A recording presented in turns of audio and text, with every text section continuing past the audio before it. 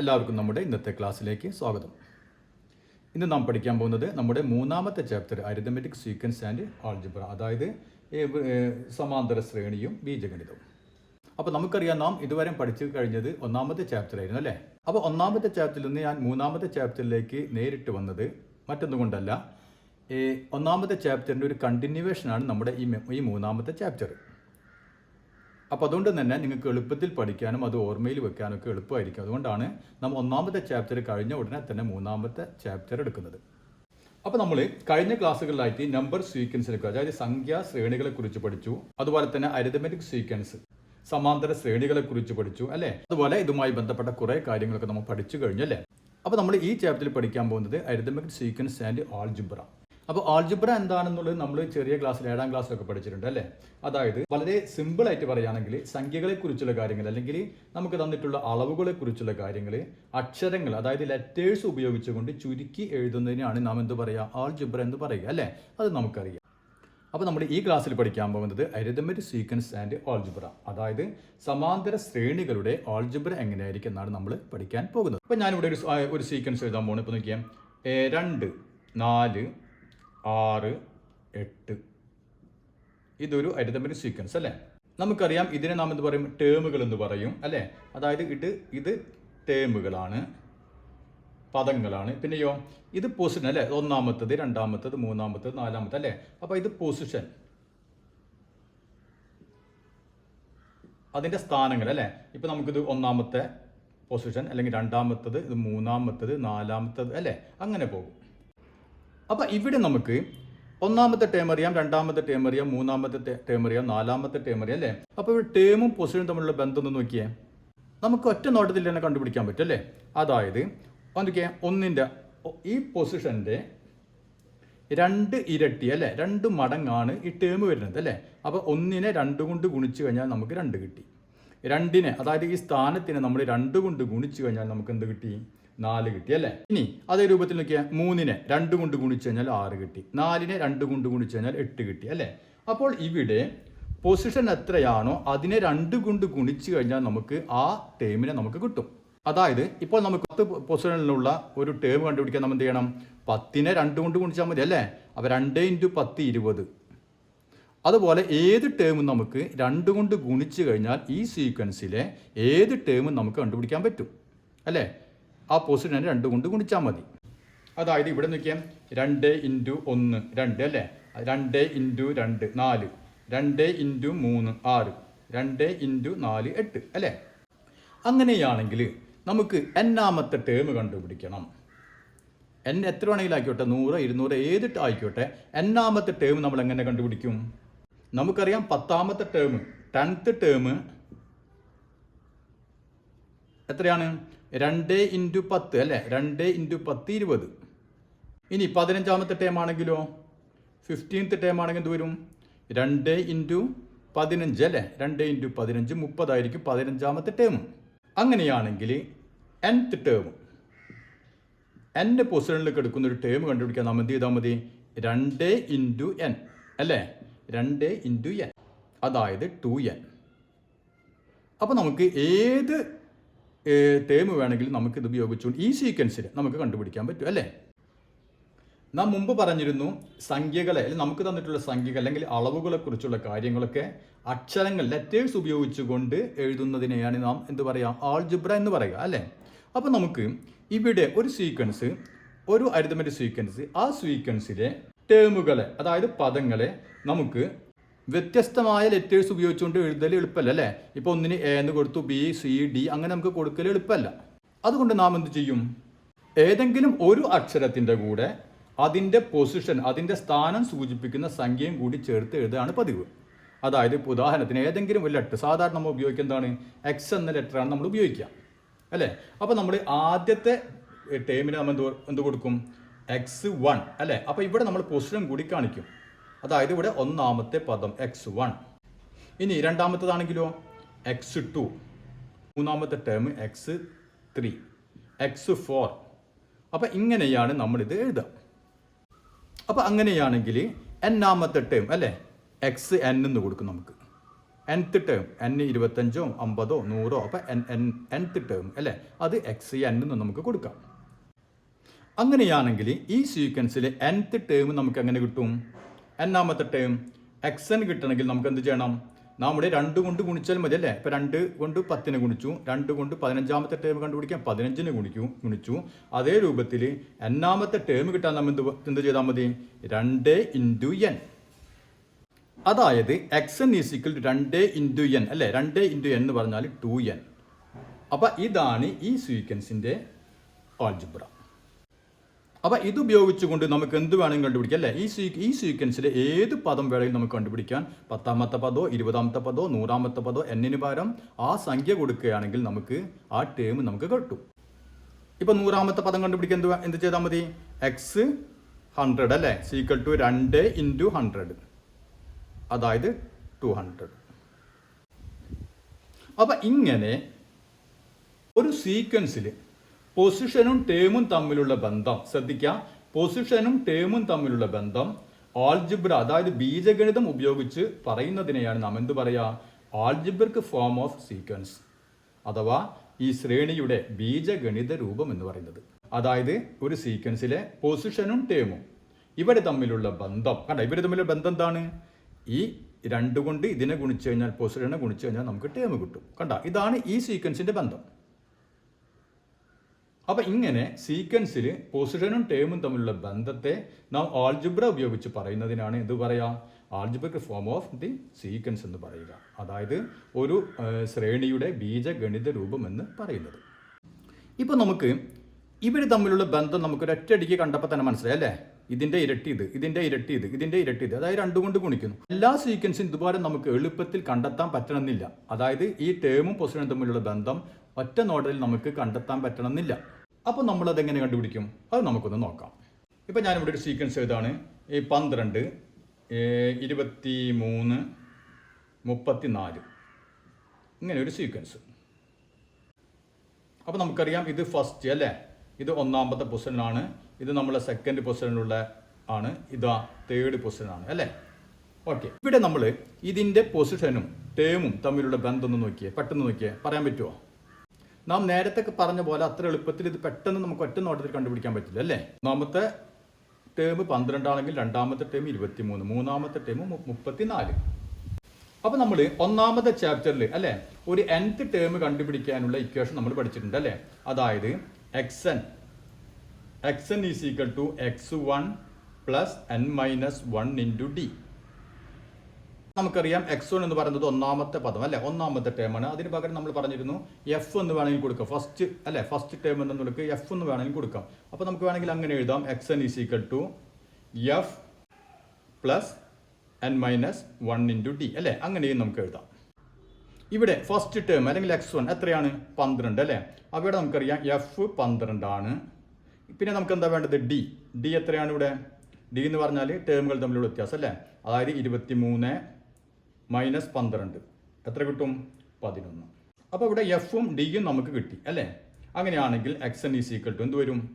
f 12 + nth ടേമാണ് കണ്ടുപിടിക്കുന്നത്, n നമുക്കറിയില്ല, n-1 × d നമുക്കറിയാം 11.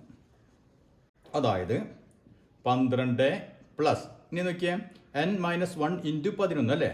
ഇങ്ങനെ വന്നാൽ നാം എന്താ ചെയ്യാം? നമുക്കറിയാം a × b + c. ഇങ്ങനെ വന്നു കഴിഞ്ഞാൽ ഇതുകൊണ്ട് ഓരോന്നിനെ നമ്മൾ ഗുണിക്കണം അല്ലേ. അതായത് a × b ab + a × c ac അല്ലേ. ഇത് നമുക്കറിയാം. അങ്ങനെയാണെങ്കിൽ n-1 × 11 കൊണ്ട് n-നെ ഗുണിക്കണം അല്ലേ.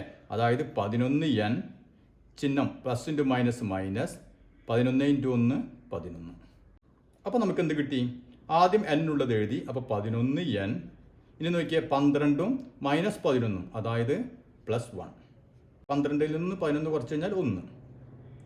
അപ്പോൾ നമുക്ക് xn = 11n + 1 എന്ന് കിട്ടി. അപ്പോൾ ഇതാണ് ഈ സീക്വൻസിൻ്റെ ആൾജിബ്രിക് ഫോം.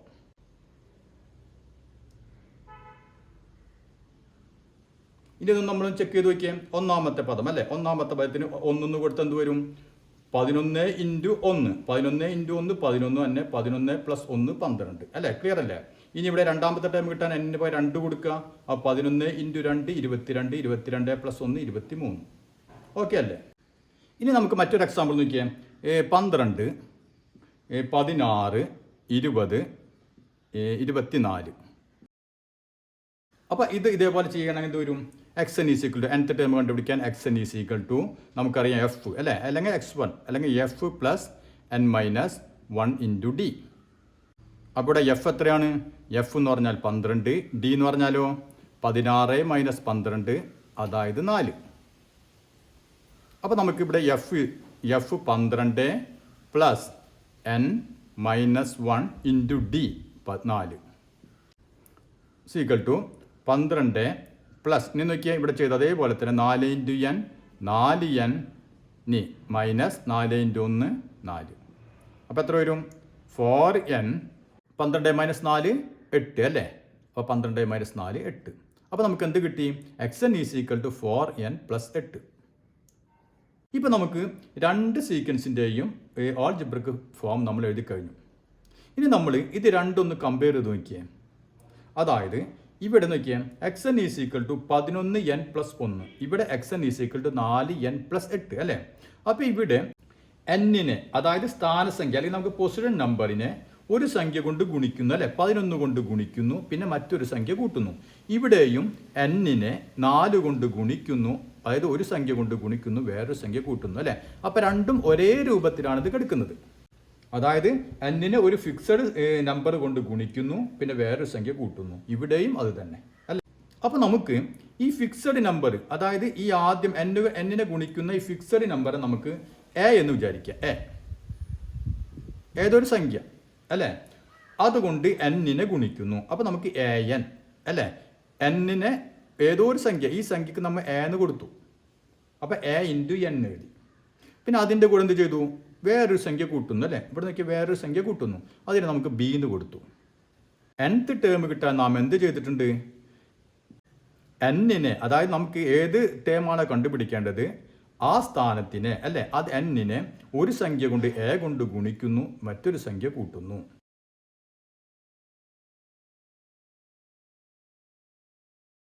അതായത് xn = an + b.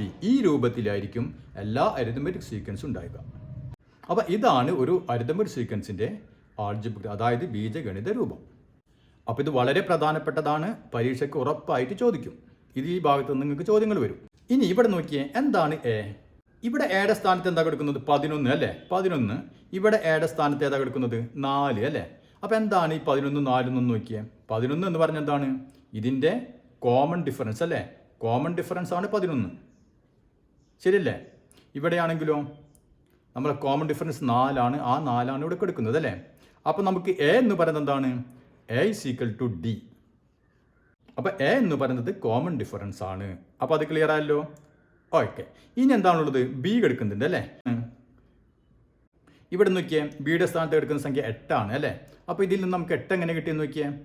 അതായത് ഇവിടെ ഫസ്റ്റ് നമ്പർ, അതായത് ആദ്യത്തെ ടേം 12, നമ്മൾ കോമൺ ഡിഫറൻസ് 4 അല്ലേ? ആ 12-ൽ നിന്ന് 12 - 4, ഇതാണ് ഇവിടെ 8 അല്ലേ? ഇവിടെ അത് തന്നെയാണെന്ന് നോക്കിയേ. ഫസ്റ്റ് ടേം എത്രയാണ് ഇവിടെ? 12 മൈനസ് കോമൺ ഡിഫറൻസ് എത്രയാണ്? 11 = 1 അല്ലേ? അതന്നെയല്ലേ ഇവിടെ കിടക്കുന്നത്. അതായത് ബി എന്ന് പറഞ്ഞാൽ എന്താണ്? ബി എന്ന് പറയുന്നത് f - d. അതായത് ആദ്യത്തെ ടേമിൽ നിന്ന് കോമൺ ഡിഫറൻസിനെ കുറച്ച് കഴിഞ്ഞാൽ കിട്ടുന്നതാണ് ബി എന്ന് പറയുന്നത്. മനസ്സിലായല്ലോ? അപ്പോൾ ഇത് വളരെ പ്രധാനപ്പെട്ടതാണ്. xn = an + b. a എന്ന് പറയുന്നത് കോമൺ ഡിഫറൻസ് ആണ്, b എന്ന് പറയുന്നത് f - d ആണ്. അപ്പോൾ സാധാരണ നമുക്ക് പരീക്ഷയ്ക്ക് നിങ്ങൾക്ക് ചോദിക്കും, ഇപ്പോൾ xn = ഇപ്പോൾ 9n + 10. അപ്പോൾ ഇങ്ങനെ നമുക്കൊരു അരിത്മെറ്റിക് സീക്വൻസിൻ്റെ ആൾജിബ്രിക് ഫോമാണ് ഇതെന്ന് പറയും. എന്നിട്ട് ഇതിൽ d എത്രയാണ്, ഇതിൻ്റെ കോമൺ ഡിഫറൻസ് എത്രയാണ്, അതുപോലെ തന്നെ ഫസ്റ്റ് ആദ്യത്തെ ടേം എത്രയാണെന്ന് ചോദിക്കും. മനസ്സിലായല്ലോ? അപ്പോൾ കണ്ണടച്ചെഴുതാം. ഫസ്റ്റ് d എന്ന് പറഞ്ഞാൽ എന്താണ്? ഈ n-ൻ്റെ കൂടെ നിൽക്കുന്നത് ഏതാണോ അതാണ് d. മനസ്സിലായല്ലോ? അപ്പോൾ 9. ഇനി ഫസ്റ്റ് ആദ്യത്തെ ടേം എത്രയായിരിക്കും? നാം എന്ത് ചെയ്താൽ മതി? ഈ 9ഉം ഈ 10ഉം തമ്മിൽ കൂടി കൂട്ടിയാൽ മതി അല്ലേ? നമുക്കറിയാം b = f - d ആണ് അല്ലേ? ആ ഫസ്റ്റ് ടേം കിട്ടാൻ എന്ത് ചെയ്താൽ മതി, ബിയും ഡിയും കൂടി കൂട്ടിയാൽ മതി അല്ലേ. അപ്പം ഇത് തമ്മിൽ കൂടി കൂട്ടുക, അതായത് 19. അതല്ലെങ്കിൽ നമുക്ക് വളരെ ഈസി ആയിട്ട് എങ്ങനെ കണ്ടുപിടിക്കാം, എൻ്റെ സ്ഥാനത്ത് 1 കൊടുക്കല്ലേ, ഫസ്റ്റ് ടേമിന് 1 കൊടുക്കുക അല്ലേ. അപ്പോൾ 9 × 1 9, 9 + 10 19 അല്ലേ. അങ്ങനെയും നമുക്ക് കണ്ടുപിടിക്കാം. അത് ഇപ്പോൾ ഈ ടൈപ്പിലുള്ള ചോദ്യം പലപ്പോഴും ചോദിക്കാറുണ്ട്, അതുകൊണ്ട് ശ്രദ്ധിക്കുക. അപ്പോൾ ഇതിൽ കോമൺ ഡിഫറൻസ് ചോദിച്ചു കഴിഞ്ഞാൽ പകക്കണ്ട, ഈ എന്നിൻ്റെ കൂടെ ഏതാണോ ഉള്ളത് അതാണ് കോമൺ ഡിഫറൻസ് ഡി. പിന്നെ ഇത് തമ്മിൽ കൂടി കൂട്ടിക്കഴിഞ്ഞാൽ എന്ത് കിട്ടും, ഫസ്റ്റ് ടേം കിട്ടും. അപ്പോൾ ഇത്രയും കാര്യങ്ങൾ ക്ലിയർ ആയല്ലോ. ഇനി നമുക്കതിൽ ടെക്സ്റ്റ് ബുക്കിലെ പേജ് നമ്പർ 63 കുറച്ച് ചോദ്യങ്ങളുണ്ട്, അത് നമുക്കൊന്ന് ചെയ്ത് നോക്കാം. അപ്പോൾ എന്താണ് നമ്മുടെ ഒന്നാമത്തെ ചോദ്യം, find the algebraic form of the arithmetic sequences given below.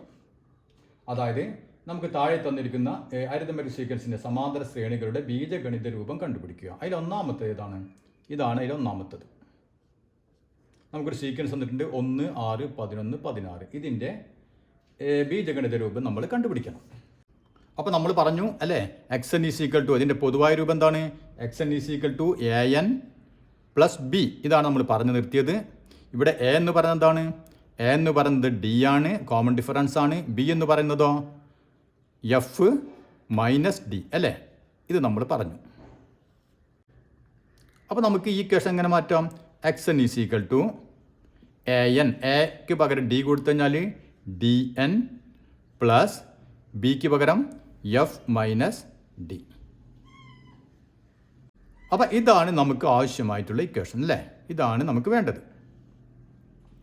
ഇവിടെ നോക്കിയാൽ ഡി എന്ന് പറയുന്നത് കോമൺ ഡിഫറൻസ് അല്ലേ, പിന്നെ എഫ് ഫസ്റ്റ് ടേം. അപ്പോൾ ഫസ്റ്റ് ടേമും കോമൺ ഡിഫറൻസും മാത്രം നമുക്ക് അറിഞ്ഞാൽ മതി. അപ്പോൾ നമുക്കിത് ചെയ്യാലോ. അപ്പോൾ അതിൻ്റെ ബീജഗണിത രൂപം ചോദിച്ചിട്ടുണ്ട്, നമുക്ക് അറിയാം xn = dn + f - d അല്ലേ, = ഇവിടെ d എന്ന് പറയുന്നത് എന്താണ്, 6 - 1 അല്ലേ, 6 - 1 = 5. ഇനി എഫ് എത്രയാണ്, ഒന്നാമത്തെ ടേം 1 തന്നെ അല്ലേ. ഇപ്പോൾ ഇവിടെ നോക്കിയാൽ ഡി എന്ന് പറഞ്ഞാൽ 5, 5n + f - d, എഫ് 1 അല്ലേ, 1 - d എത്രയാണ്, 5. അതായത് 5n + 1 - 5 എന്ന് പറഞ്ഞാൽ -4 അല്ലേ, 1ൽ നിന്ന് 5 കുറച്ച് കഴിഞ്ഞാൽ -4.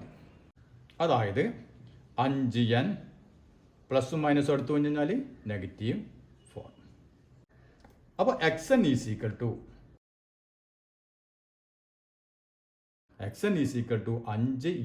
5n - 4. അപ്പോൾ ഈ സീക്വൻസിലെ എല്ലാ ടേമുകളും നമുക്ക് ഇത് ഉപയോഗിച്ചുകൊണ്ട് നമുക്ക് കണ്ടുപിടിക്കാൻ പറ്റും. ഇനി രണ്ടാമത്തെ നോക്കിയാൽ എന്താണ്, 2 7 12 17. ഇതാണ് sequence. xn = dn + f - d. ഇനി ഇവിടെ നിൽക്കാം ഡി, കോമൺ ഡിഫറൻസ് d = 7 - 2 5. ഇനി ഫസ്റ്റ് ആദ്യത്തെ ഏതാണ്, ആദ്യത്തേത് ടേം 2 അല്ലേ, 2 കിട്ടിയാലോ. ഇനി ഡി അതായത് 5n + f - d, f 2 2 - 5. അതായത് 5n നോക്കിയാൽ പ്ലസ് 2 - 5 എന്ന് പറഞ്ഞാൽ -3 അല്ലേ, -3 = 5n പ്ലസും മൈനസും അപ്പം -3. അപ്പം 5n - 3. xn = 5n - 3.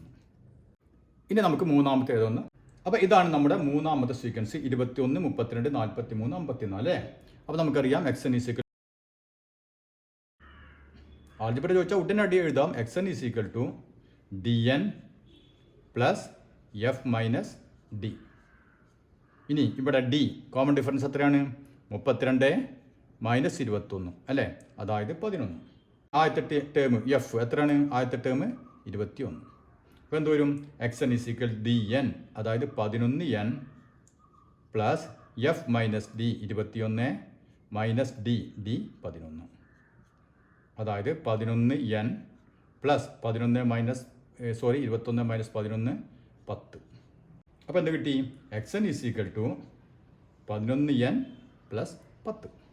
ഇനി നാലാമത്തെ നോക്കിയേ, ഏതാണ് സീക്വൻസ്, 19 28 37. ഇതാണ് നമ്മുടെ സീക്വൻസ്. ഇവിടെ രണ്ട് എഴുതാം. എന്താണ്? X N is equal to D N plus F minus D അല്ലേ. അപ്പോൾ ഇവിടെ ഡി, ആദ്യം ഡി എത്രയാണ്? 28 മൈനസ് 19, അതായത് 9. ഇനി എഫ് 19. അപ്പോൾ X N is equal to D N 9n plus F minus D 19 minus D 9, അതായത് 9n പ്ലസ് 19 മൈനസ് 9 10. അപ്പോൾ X N is equal to 9n plus 10. ഇതാണ് ഇതിൻ്റെ ആൾജിബ്ര, ഈ സീക്വൻസിൻ്റെ ആൾജിബ്ര. ഇനി നമുക്ക് അഞ്ചാമത്തൊന്ന് ചെയ്ത് നോക്കാം. ഇതാണ് നമ്മുടെ സീക്വൻസ്. 1, 1.5, 2, 2.5 അങ്ങനെ പോകുന്ന ഒരു സീക്വൻസ് അല്ലേ. ഇതിൻ്റെ ആൾജിബ്ര കണ്ടുപിടിക്കണം. അപ്പോൾ നമുക്ക് എഴുതാം X N is equal to D N plus F minus D അല്ലേ. അപ്പോൾ ആദ്യ ഇക്വേഷൻ എഴുതി. ഇനി എന്താണ് ഇവിടെ ഡി കോമൺ ഡിഫറൻസ് നോക്കിയേ. ഡി ഈസ് ഈക്വൽ ടു എത്ര വരും? 1.5യിൽ നിന്ന് 1 കുറയ്ക്കുക അല്ലേ. 1.5 മൈനസ് 1 എത്ര കിട്ടും? 1.5യിൽ നിന്ന് 1 കുറച്ച് കഴിഞ്ഞാൽ അര അല്ലേ, ഹാഫ്. നമുക്ക് എഫ് എത്രയാണ്? 1, അതായത് ആദ്യത്തെ ടേം. ഇനി നോക്കിയേ x N is equal D N, D അര അല്ലേ.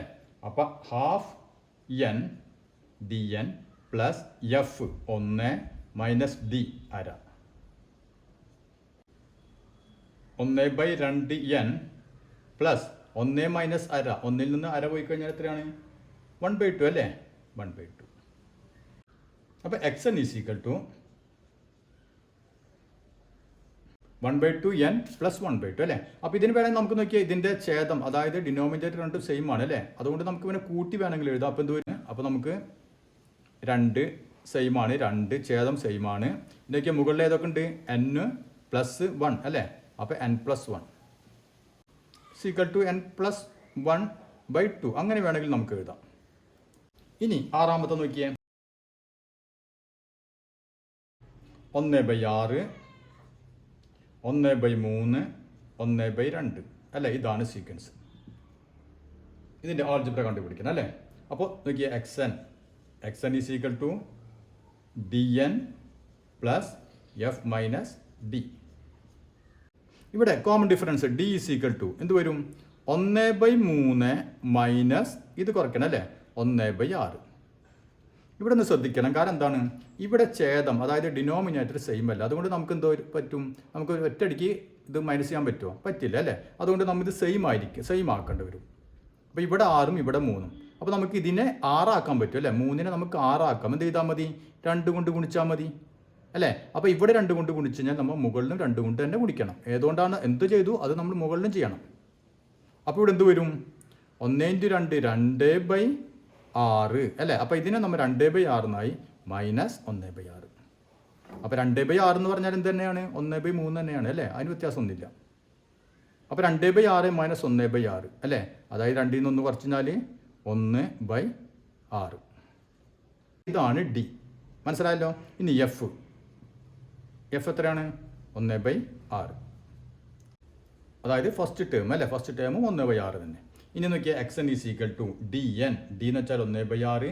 അപ്പോൾ 1/6n പ്ലസ് എഫ് എത്രയാണ്? 1/6 തന്നെ. അപ്പോൾ 1/6 മൈനസ് ഡി എത്രയാണ്? 1/6